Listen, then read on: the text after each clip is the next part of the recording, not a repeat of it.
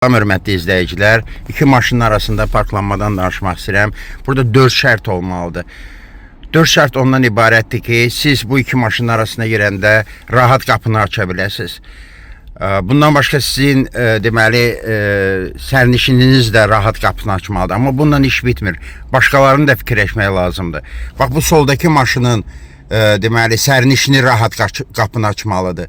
Qapını aça bilməlidir. Sağdakı maşının deməli sürücüsü rahat minməlidir. Deməli 4 şərt var. Siz rahat düşməlisiniz. Deməli sərnişiniz rahat düşməlidir. Soldakı maşının sərnişini rahat düşməlidir və sağdakı maşının sürücüsü rahat minməlidir.